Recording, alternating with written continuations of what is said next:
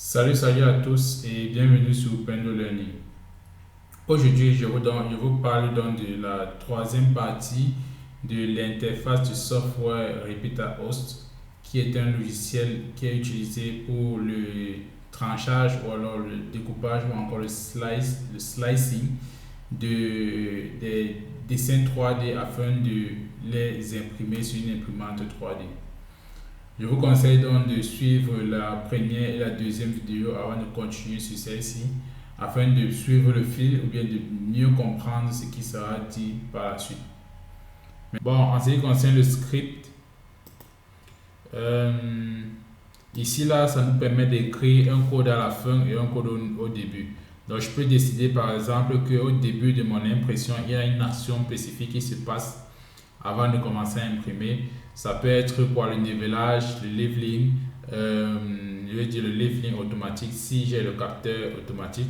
Donc chaque fois que ça débute l'impression, ça commence avec un leveling.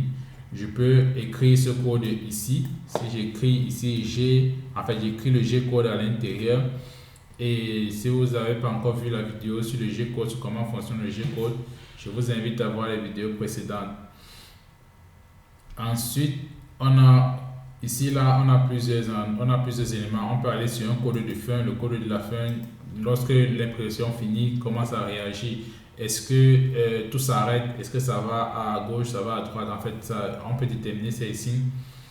Exécuter si l'arrêt. Bon, ça veut dire si par exemple on arrête l'impression pendant qu'elle est en train d'imprimer, qu'est-ce qui se passe?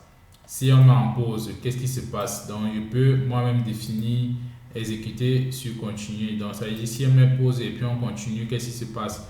Donc je peux déterminer moi-même, écrire des scripts ici que j'implémente dans mon système.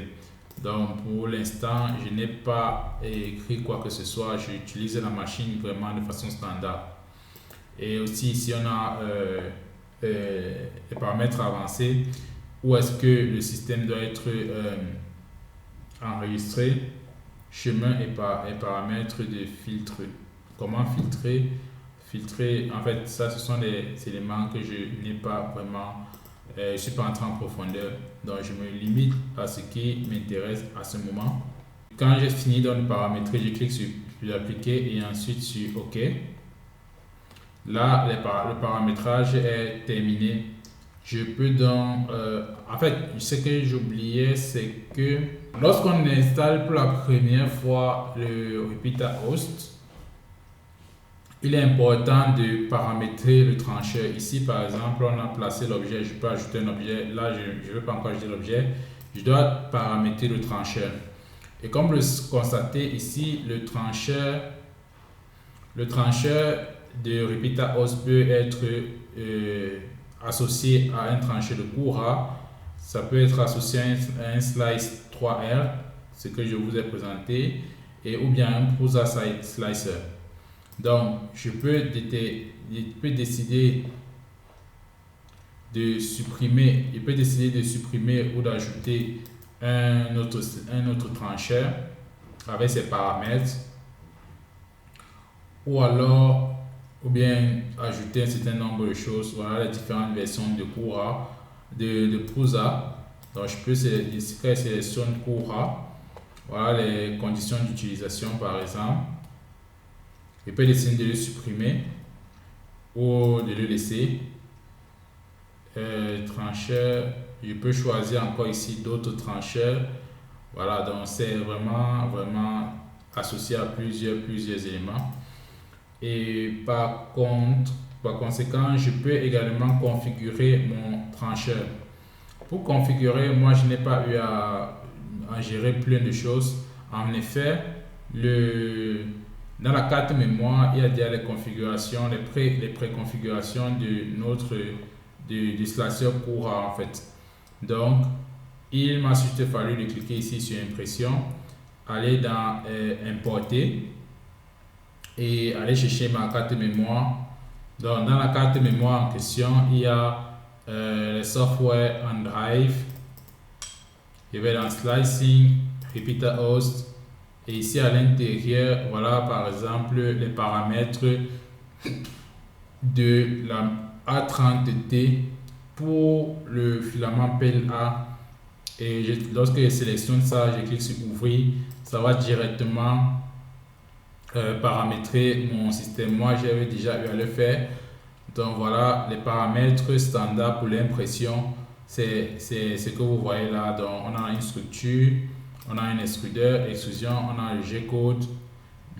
Voici le G-code de démarrage par exemple.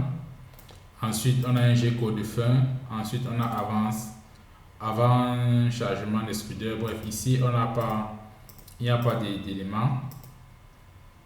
Mais on a par exemple un G-code de début. Il va faire le roaming. Ensuite, il va aller à ce niveau-ci. Ensuite, il va faire ça, ainsi de suite, ainsi de suite. Je vais encore expliquer en détail ce que signifient ces différents codes-là plus tard, ou bien comment est-ce que vous pouvez avoir les informations dessus. Mais ce qui nous intéresse, c'est beaucoup plus ces éléments-ci. Ici, par exemple, on a paramétré la vitesse. Le plus lent c'est 40, rapide c'est 60, déplacement, première couche, ainsi de suite. La vitesse en fait, tout ça, ce sont les vitesses. La vitesse de remplissage, périmètre extérieur, ainsi de suite. La vitesse du périmètre extérieur, la première couche. Et tous ces éléments-ci entrent en jeu dans la qualité et le temps d'impression. Donc, ça veut dire que si on modifie ça, on peut optimiser le temps d'impression, ou bien on peut optimiser la qualité, ou bien on peut...